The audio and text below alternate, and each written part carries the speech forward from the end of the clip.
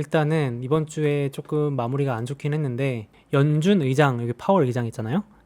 이 의장이 여기 보시면 그림이 참 잘 말해주고 있는데 여기 돈 풀기를 하고 있습니다. 보이시나요? 돈 풀기 하고 있는데 그래서 이제 버블 여기 이렇게 재밌는 게 강세를 의미하는 황소도 요 안에 들어있고 약세를 의미하는 곰도 들어있어서 지금 분위기가 긴가민가한 거죠. 저희도 지금 그쵸? 주식시장이 지난주 이번 주 초반까지만 해도 고점을 갱신하고 있었는데 약간 이제 연준 의장 뭐 말하고 인플레이션 우려 뭐 어쩌고 하면서 이제 주 마지막 부분에 좀 하락을 해서 여러분들도 다음 주 뭐 더 빠지는 거 아니야? 아니면 괜찮은가? 이렇게 좀 고민되시는 지금 상황인 것 같아요. 그렇죠? 그래서 그런 얘기도 같이 한번 해보려고 하는데 어쨌든 이 연준 의장이 이번 주에 뭐 테이퍼링이라 그래가지고 괜히 이제 영어로 어려워 보이지만 그냥 돈 풀던 거 좀 거둘게, 돈 풀던 거 중단할까 이런 이제 코멘트가 나왔는데 여기 보면 주사기로 테이퍼라고 써 있어요. 그래서 주사기로 요 버블을 콕 찌르면 이제 버블이 꺼지니까 약간 긴가민가한 요런 이번 주 주식시장을 잘 나타낸 그림 같아서 가져와봤습니다. 뭐 어쨌든 여러분 아시겠지만 주식시장은 맨날 불확실성이었잖아요. 그래서 뭐 맨날 그림이 항상 확실한 건 없습니다. 항상 긴가민가한 그림으로 나오는데 근데 재밌는 게 여러분 여기 보시면은 테이퍼링 논의할지 논의해보겠다. 그러니까 돈 거두는 걸 논의할지 논의해보겠다. 이거 되게 말장난 같지 않나요? 그러니까 이거 보면은 파월 의장 돈을 거둘지 말지 논의할지를 논의해보겠다. 그러니까 지금 우리가 우려하고 있는 거 돈 풀기 중단할까? 그리고 금리 인상할까? 이렇게 두 가지가 제일 걱정되시는 것 같은데 사실 연준 의장은 계속 이제 똑같은 말을 하고 있어요. 그렇죠? 보시면은 계속 우리가 연준 의장한테 돈 풀기 그만할 거 아니냐, 금리 인상할 거 아니냐 빨리 알려달라 그래도 연준 의장은 제발 좀 걱정하지 마라. 최근 물가 급등은 일시적이다. 내가 몇 번을 말하니 여러분 이러면서 약간 지금 말투 보면 약간 짜증난 것 같아요. 연준 의장 아저씨가 그만 좀 물어봐라. 내가 아니라면 아닌 거지. 막 이러면서 약간 그런 말을 할 정도로 보시면은 중고차 가격, 항공요금, 호텔 요금이 정상으로 돌아가겠지만 계속 올라갈 이유는 없다. 작년 대비해서 지금 정상화되면서 일시적으로 올라간 거지 내가 분명히 아니라고 하는데 왜 자꾸 그러냐 그만 좀 물어봐라 하면서 갑작스러운 돈 거두기는 없을 것이다. 시장을 여러 차례 안심시키려 했다. 이게 이제 이번 주 내용의 어떻게 보면 요약인 것 같아요. 그래서 저 역시도 우리가 하는 이런 우려들이 너무 지나친 거 아닌가 이렇게 생각을 하고 있습니다. 채팅창에도 코몽님이 금리 인상 몇 번을 말하니 진짜 그러니까 몇 번을 말하냐. 그러니까 여기 제가 이제 짤 하나 넣어놨어요. 도대체 미리 알려준다니까 몇 번을 물어 이러면서 말하고 있죠. 채팅창에도 많이 말씀하시지만 이미 금리 인상 발작 이런 게 이미 몇 년 전에 있었잖아요. 그러니까 이제 예전에 금리 정상화를 급작스럽게 추진해서 충격을 준 긴축 발작 말이 어려운데요. 아무튼 그때 잠깐 폭락이 있었죠. 그러니까 우리가 걱정을 하니까 이제 연준 의장이 걱정하지 마라. 내가 분명히 질서 있고 체계적이고 투명하게 시장에 알려나가겠다. 제발 나를 믿어달라. 약간 이렇게 조금 소통을 하려고 하는 모습, 안심을 시키려고 하는 모습입니다. 이게 이 말뿐이면 모르겠는데 시장에서 보시면요. 채팅창도 지금 금융주가 많이 빠졌습니다. 과도하게 많이 빠졌습니다. 이러는데 그러니까 그게 뭐냐면 오히려 그런 금리 인상 우려, 돈을 거둔다. 이런 우려들이 시장이 앞서 나가면서 그렇죠?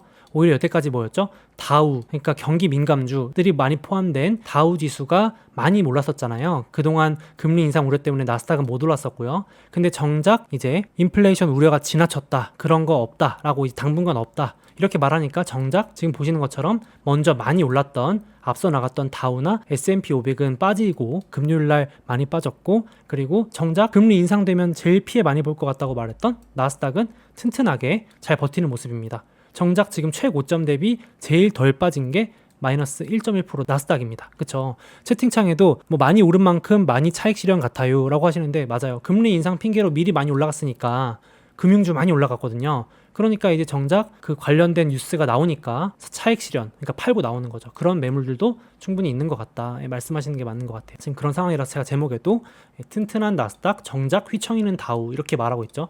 우리가 봤을 때는 아니 금리 인상 겁줬는데 왜 정작 나스닥은 안 빠져? 라고 하는 반대 지금 상황이 펼쳐지고 있습니다. 그래서 제가 항상 요거에 말씀드리는 건데요. 조금 어렵더라도 오늘 좀 얘기하려고 합니다. 왜냐면은 지금 보시는 것처럼 미국 10년 금리라는 건데요. 저는 많은 뉴스들보다 이게 훨씬 중요하다고 생각해서 여러분 요걸 보거든요. 오늘 요걸 좀 알려드리고 싶어요. 그래서 이걸 보시면 구글이나 네이버에 미국 10년 금리라고 치시면 이게 나오거든요. 미국 10년 금리가 일명 시장 금리예요. 전 이게 어렵다고 하시는 분들을 위해서 이렇게 말하거든요. 그냥 대출 금리라고 생각하자. 대출 금리. 그러니까 대출 금리가 올라가면 우리가 부담스러워서 주식 투자, 부동산 투자 어렵고 대출 금리가 하락하면 우리 좀 빚내서 뭐 투자할 수 있고 좀 더 돈 풀린 느낌 나니까 쉽게 투자할 수 있고 좀 부담이 덜하다 이런 거잖아요. 그래서 저는 항상 이걸 보고 판단을 하는데요. 시장 금리가 앞서 나갔다가 즉 돈 거두기 우려, 막 인플레이션 우려, 금리 인상 우려 1월 달부터 6월 달까지 얼마나 많이 여러분 여기 계신 분들 다 들었을걸요. 그렇죠? 너무 많이 이 우려가 심했잖아요. 그렇죠? 항상 뉴스는 그렇죠. 코몽님이 언론이 금리 공포 만들어서 자꾸 시장을 흔들려는 거 아닐까요? 맞습니다. 저는 100% 동의해요. 그러니까 항상 시장은 우리한테 겁을 줘서 걱정하게 만들고 이제 핑계 삼아서 더 이렇게 급등시켜가지고 우리를 걱정시키게 만드는데 이때 쉽게 말해서 대출금리가 올라간다. 고성장주, 유망한 혁신주들 이런 것들은 아무래도 좀 불리하겠죠. 그러니까 주가가 좀 안 좋았잖아요. 올해 상반기에 고성장주들이 많이 안 좋았는데 뉴스에서는 계속 그 금리 인상 이런 얘기 했지만 이렇게 대출금리 같은 개념인 미국 시장 금리는 내려가고 있다. 저는 그래서 항상 요거만 체크하거든요, 여러분. 뉴스 100개 보는 것보다 요거 보는 게 마음이 편하더라고요. 훨씬 더. 정작 뉴스는 겁을 주고 있는데 금리는 내려가고 있네. 돈 풀기 지장 없네. 금리 인상 당장 안 하겠네. 저는 요거에서 힌트를 항상 얻습니다. 여기 보시면 정작 뉴스에도 우려는 계속되고 있지만 시장 금리는 진정세가 지속되고 있다. 예. 정작 이번 주에 금리 뭐 우려 어쩌고 연준 의장 나와서 막 뉴스에도 지금 보시면 뭐 연준이 더 빨리빨리 할 것 같다라고 겁주지만 여기 금리는 정작 안정돼 있습니다. 별 이상이 없어요. 무슨 일 있어? 이렇게 물어보고 있는 상황이죠.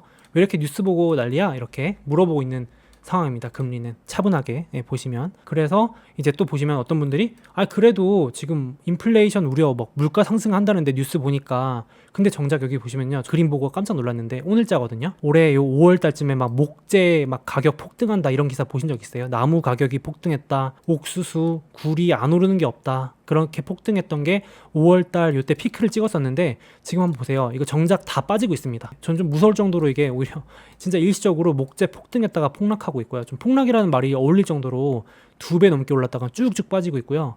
구리, 옥수수부터 해서 여기 설탕, 팔라듐, 뭐 콩 잘 안 보이시겠지만 다 올랐던 거 빠지고 있어요. 이러면 우리가 걱정했던 물가 상승, 뭐 인플레이션 이런 우려가 사라지는 거잖아요. 이렇게 되면 안 그래도 지금 금리도 빨리 안 올라갈 것 같은데 원자재 물가 상승도 잠잠해졌다. 그러면 이제 시장 분위기가 그럼 괜찮겠네. 지나친 우려였네. 뉴스가 겁준 거였구만. 이라고 판단해서 다시 그러면 이제 작년에 핫했던 이제 유망주, 혁신주, 성장주로 이제 돈이 몰리게 되는 거라고 저는 생각을 하고 지금 흐름이 그렇게 된다라고 보고 있습니다. 그래서 저는 진짜 여러분들 여기까지 공부하러 오시고 제 이렇게 유튜브 와주셨지만 뉴스를 보면 더 헷갈린다. 뉴스를 보면 막 보면서 겁나더라고요. 야, 목재가 저렇게 올라? 미국 집값 폭등하면 큰일 나는 거 아니야? 막 이랬는데 아니나 다를까 한 달 만에 확 식어버리더라고요. 그래서 아이러니하게도 먼저 올랐던 경제 재개, 민감주, 막 뉴스도 그렇고 막 유튜브에서 인플레이션 수혜주를 사라 막 이런 얘기도 많이 나오잖아요. 정작 많이 올랐던 주식들이 오히려 이번 주에 조정을 받았던 모습입니다. 연준이 금리 인상 빨라진다 이런 뉴스를 막 지금 보시면 주말에도 나와 있는데 정작 이런 주식들은 좀 쉬어가는 모습이다. 뭐 금융주도 많이 빠지고 그렇죠. 인플레이션주, 에너지주 이런 것들, 여행 관련주들도 오히려 소문에 사서 뉴스에 팔라는 말처럼 딱 이번 주도 약간 그랬던 좀 타이밍이었어요. 그래서 경제재개 민감주가 약세였는데 정작 이제 돈 거두기 당분간 안 하겠네 이랬으니까 다시 고성장주로 간다 이렇게 말씀드렸어요. 그래서 팁을 드리고 싶은 말이 오늘 제목이 돌아온 고성장주 주도주 찾는 법이라고 해놨는데요. 이렇게 이제 맵을 만들어서 드리고 있는데 여기 팁을 써놨어요. 특정한 이슈가 발생했을 때 가장 먼저 투자자들이 몰려가는 곳을 보면 그게 이제 주도주나 인기주가 될 가능성이 높다. 그래서 이번 주가 아주 중요한데요. 여기서 보시면 쉽게 말해서 이번 주에 많이 올랐던 이 고성장주들 잘 째려보면 얘네가 주도주가 될 수도 있다. 다시 돌아온 고성장주니까 어디에로 투자자들이 슉하고 들어왔는지 한번 보자는 거예요. 그래서 이제 작년에 이 주식들이 좋았던 부분인데 예를 들어서 반도체, 전기차 충전 많이 들어보셨을 거예요. 그래서 메타버스, 연료전지, 태양광, 핀테크나 사이버 보안, 그리고 투잡, 엔잡, 긱 이코노미 시대, 그리고 광고나 미디어, 또 비대면, 작년에 언택도 핫했으니까요. 근데 여기 보시면 이제 조금씩 더 많이 오른 게 보이실 텐데 제가 정리를 차분히 해왔어요. 요 중에서 뭐가 업종별로 대표적으로 많이 올랐는지 한번 봤더니 정리를 해봤더니 이렇게 됩니다.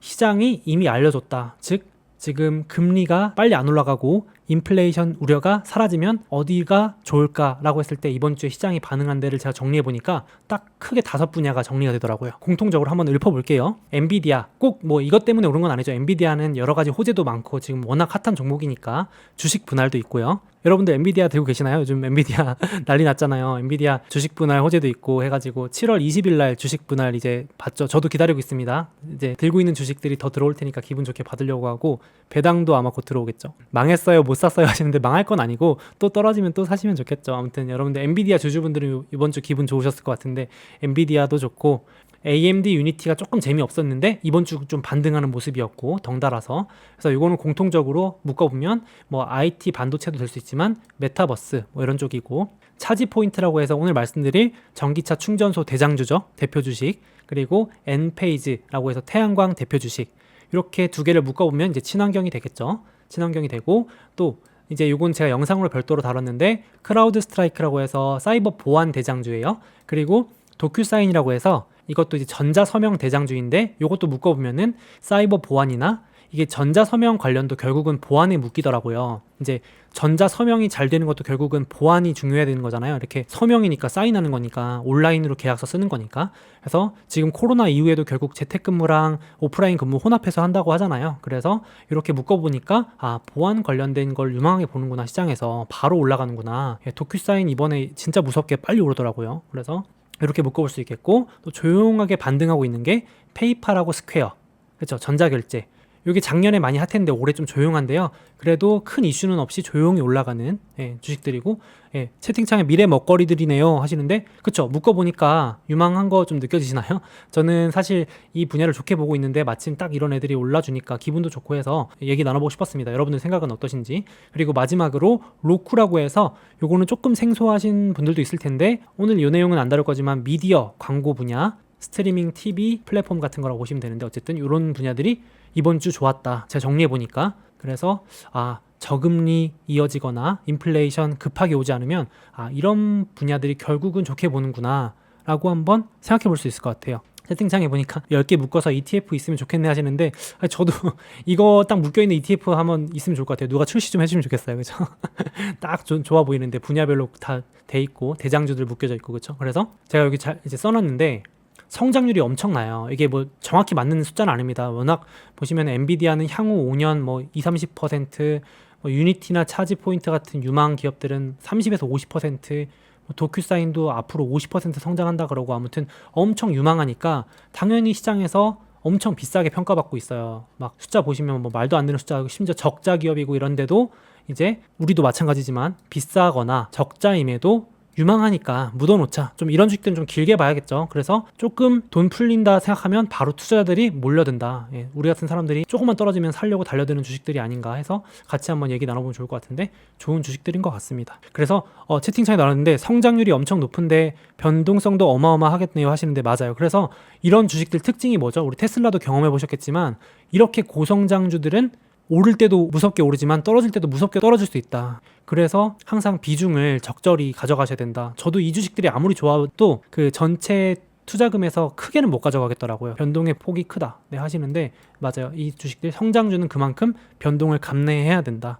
변동성이 크다, 이렇게 말씀드리고 싶었고, 이 중에서 오늘 충전소 얘기를 좀 해보려고 해요. 왜냐면은 이 다른 주식들도 있는데 이번 주에 가장 좀 여러분들하고 정리할 이슈 중에 충전소가 있었습니다. 그래서 전기차 충전소 얘기를 할 건데, 일단 이번 주에 여러분 요 이슈가 있었어요. 그러니까 전기차 충전소가 요즘 키 좋은 이유가 있었는데, 변동폭 큰 거 무서워요 하시는데, 맞아요. 그러니까 아무리 유망하더라도 너무 큰 비중으로 가져가시면 좀 힘들 수 있을 것 같아요. 보시면 좋은 소식이 나왔어요. 전 참고로 차지포인트 주주입니다. 전기차 충전소는 제가 사실 유튜브에서도 여러 번 얘기했고 작년부터도 좋다고 생각했고, 뭐 개인적으로 추천하는 건 조심스럽지만 그래도 그냥 어차피 단기 투자할 거 아니니까 좋다고 생각해서 들고 있는 주식이고, 딱히 팔 생각이 없는데, 차지포인트가 이번 주에 따끈따끈한 뉴스로 벤츠랑, 정확히는 다임러라고 하잖아요. 이 벤츠와 이제 충전소 제휴 계약을 했습니다. 그렇게 되면은 앞으로 벤츠가 출시하는 수많은 전기차들 소프트웨어에 이 차지 포인트가 연결이 돼가지고, 이제 벤츠 오너분들은 이렇게 이제 차에 타가지고 충전소 어딨지 하면 손쉽게 이제 차지 포인트로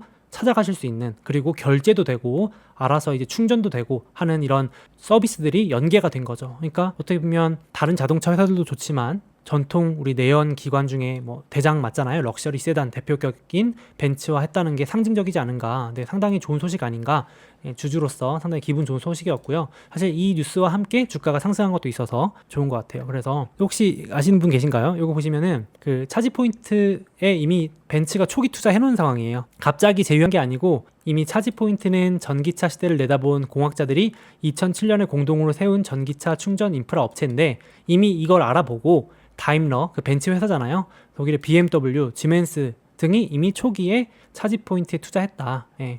심지어 테슬라 초기 대주주였던 베일리 기퍼드라는 사람도 기관 투자자로서 이제 초기 투자를 해놨고, 당연히 초기 투자해놨으니까 키워줘야겠죠. 협업해야 되니까 같이 이제 협업을 하겠다고 이제 밝혔습니다. 그러니까 좋은 소식들이 이어지고 있고, 그래서 제가 벤츠를 등에 업고 있다. 이건 괜찮은 거 아니냐 이렇게 생각을 하고 있습니다. 채팅창에 차지포인트 요즘 올라서 좋다라고 하시는 분들도 많은 것 같은데, 그러니까 이제 단기 관점보다도 변동성이 클 테니까 장기적으로 보시면 좋은 주식 같아요. 그래서 또 차지포인트 특징이 이런 거죠. 전기차 충전 인프라 업체인데 이제 설비도 해주고 소프트웨어, 서비스, 통합 플랫폼을 제공하기 때문에 여기 보시면 밑에 100% 이제 구독 매출까지도 이제 하는 구독 경제까지도 만들어 놓아서 이제 향후에 수익도 잘 낼 수 있는 기반들을 잘 다져놓고 있습니다. 그래서 심지어 테슬라뿐만 아니라 모든 브랜드 유형에 상관없이 충전이 가능한 개방형 네트워크가 강점이다. 호환도 잘 되니까 점유율도 1등인데 이제 어떤 자동차 회사가 오든 충전할 수 있게 호환도 잘 열어놨으니까 나쁠 게 없겠죠. 그래서 좋은 기반을 잘 다져놓고 있다. 게다가 이번 주 오늘 6월 19일 기준으로 차지포인트가 이어서 또 좋은 소식을 발표합니다. 통합 솔루션 이제 플랫폼을 공개했어요. 이렇게 보시면은 쉽게 말하면 우리가 충전계의 통합 플랫폼이 되겠다. 다 해먹겠다 해가지고 충전 가정용부터 차량 규모 상관없이 어떤 브랜드든지 우리가 다 통합적으로 할 수 있게끔 라인업을 갖추겠다.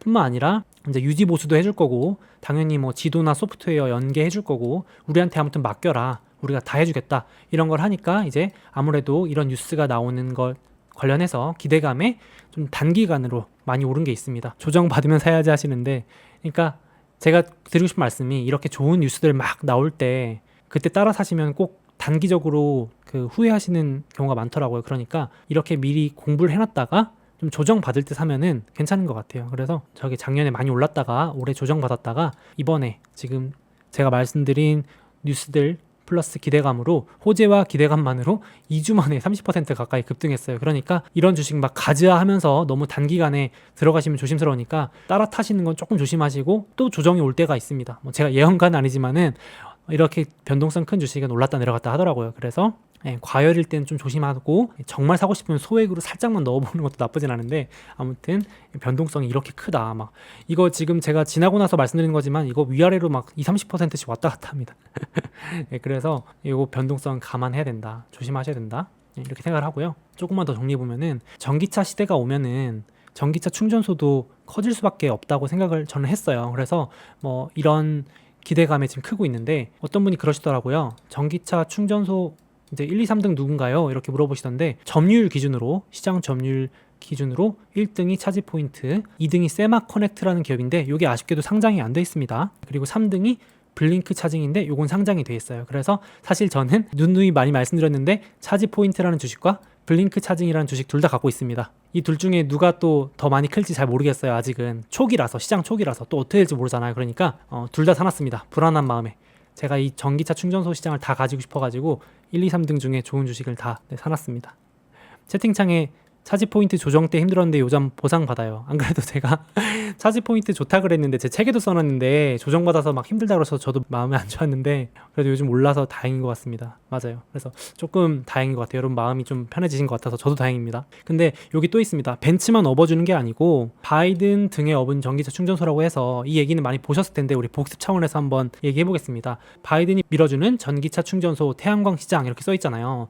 근데 이게 핵심이 그거거든요, 여러분.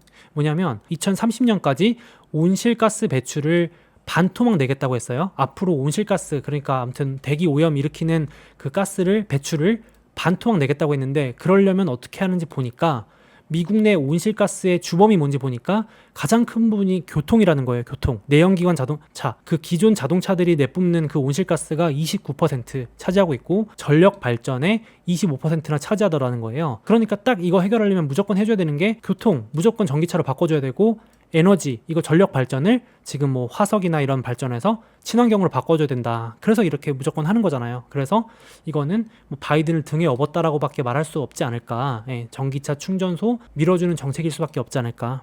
이렇게 생각을 하고 있고, 거기다가 좀 더 구체적으로 말씀드려보면 이제 2030년까지 바이든 대통령은 미국 전역에 전기차 충전소 50만 곳을 구축할 거라고 했거든요. 50만 곳. 근데 물론 이게 뭐 계획이니까 어떤 분이 뭐 줄어들 수도 있지 않냐, 그럴 수도 있는데 그건 뭐 아직 계획이니까요.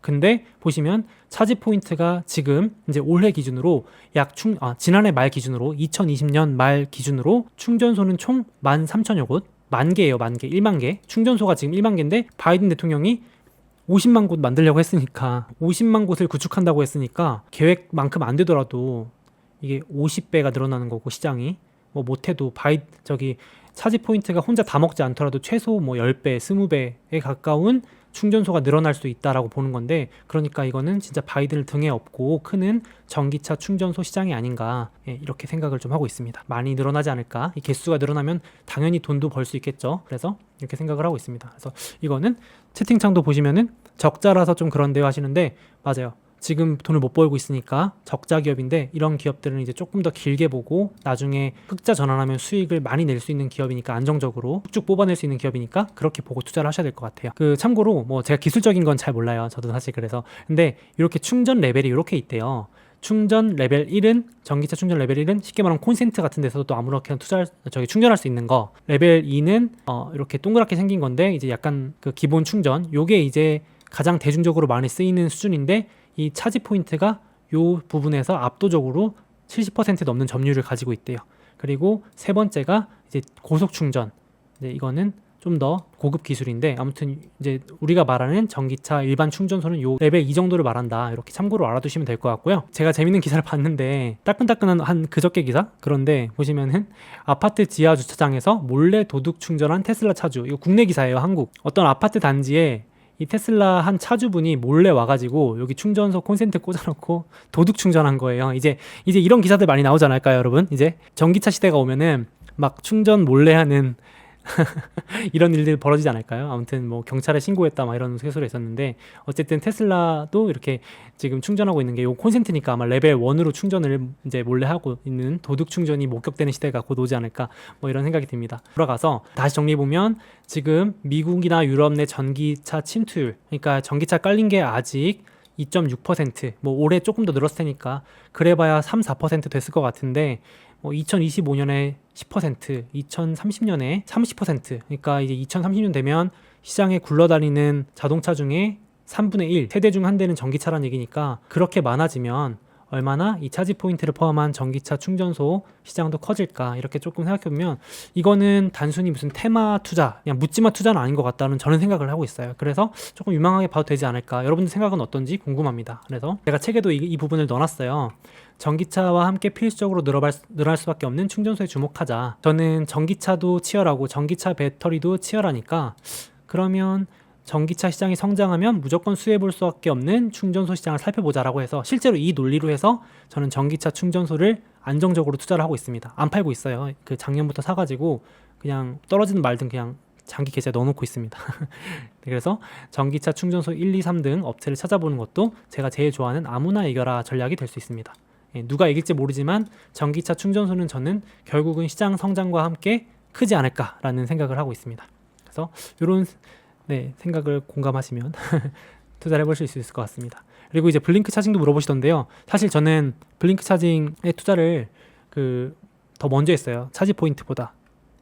블링크 차징이 원래 먼저 상장돼 있었거든요. 이게 보시면 이제 이렇게 충전소 돼 있는데, 블링크 차징이 사실 마케팅도 잘하고 홍보도 잘하고 약간 좀 밀레니얼 감성하고 좀 맞는 부분이 있어가지고 이렇게 막 이미지도 젊은 세대들이 되게 좋아하더라고요. 어쨌든 미국 현지는 어떤지 모르겠는데, 이렇게 이제 보시면은 블링크 차징이라는 그 충전소 주식은 아까 점유율 기준으로 한 3등 정도 하는데요.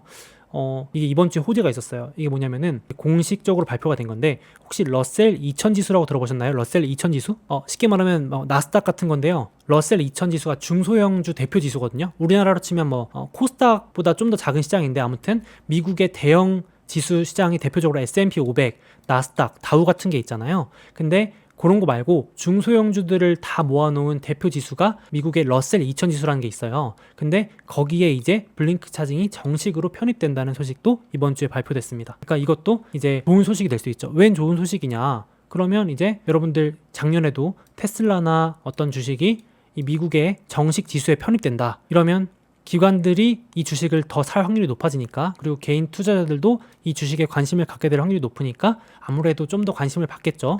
물론 뭐 기업 가치가 높아진다 이런 얘기는 아닙니다. 근데 어쨌든 이 블링크 차징도 정식 지수에 이제 포함되는 하나의 인정받는 순간이 왔다. 네, 이렇게 여태까지는 뭐 그냥 진짜 사람들이 인정해주지 않았다면 이제는 기관에서 정식으로 편입하겠다고 발표했으니까 관심을 더 받을 수 있다. 이렇게 생각을 해볼 수 있겠죠. 지금 채팅창에도 뭐 S&P 500까지 가자 그러는데, 이제 이 주식이 안정적으로 흑자 전환하면서 돈 잘 벌면 결국에는 먼 훗날 머지않은 미래에 S&P 500에도 편입되는 날이 오지 않을까, 저는 이렇게 생각합니다. 네, 그래서 한번 지켜봐야겠죠. 돈 잘 버는지 째려봐야겠죠. 그래도 1등 사지. 그러니까요, 저 차지 포인트도 사놨습니다. 1등하고 3등 사놨어요. 2등은 아까 말씀드렸지만 그 세마 커넥트라는 건데 상장을 아직 안 하고 있습니다. 비상장 주식이에요. 그래서 여러분 이거 보세요. 블링크 차징이라고 해가지고 이게 상장된 지도 한참 됐고요. 보시면 쭉 내려가는 거 보이시나요? 보이시죠? 이게 변동성 어마어마한데요. 참고로 여러분들 2010년, 2011년 요때가 전기차 1차 붐이었어요. 이때 전기차 붐, 1차 붐이었는데 이때 충전소도 주목받았다가 쭉 빠졌다가 이제 전기차 본격 시대가 진짜 도래하니까 이제 2차 붐이 일고 있는데, 이제부터는 진짜로 이제 돈을 벌 수 있는 시대가 오지 않을까 하는 기대감과 함께 오르고 있습니다. 어쨌든 변동성이 큰 주식이니까 조심은 하셔야겠죠. 아까 말씀드린 대로 차지 포인트 여기 티커 써놨습니다. 1등 주식인데 이것도 변동성이 어마어마하다. 최대 상승을 50불까지 했다가 올해 20불까지 갔었습니다. 반토막 났었죠. 그래서 이때 제 주변에서도 차지 포인트 팔아야 되나요? 손절해야 되나요? 이런 말들 많았는데, 결국 이제 이걸 이기고 버텨내신 분들은 다시 지금 회복의 그 달콤함을 네, 얻고 느끼고 있지 않을까 이렇게 생각을 합니다. 저도 이때 많이 빠졌을 때 고통스럽더라고요. 이거 진짜 왜 이렇게 많이 빠지지 이러면서. 아무튼 그랬는데 다행인 것 같습니다. 맞아요. 채팅창에 지금 들어가는 건 좀 위험할지도 그러시는데, 맞아요. 지금은 제가 이번 주에 좋은 일들이 많았다고 했잖아요. 좋은 일들 많이 나올 때 따라 들어가는 게 좋은 건 아닌 것 같아요, 투자에서. 그래서 이제 좀 조정받을 때, 조정이란 말은 약간 하락했을 때 천천히 넣으시던지, 지금 채팅창에도 적립식으로 넣어야겠네 하시는데 차라리 이렇게 적립식으로 넣는 게 나을 것 같아요. 좀 식으면 들어가는 게 좋다고 하시는데, 맞아요.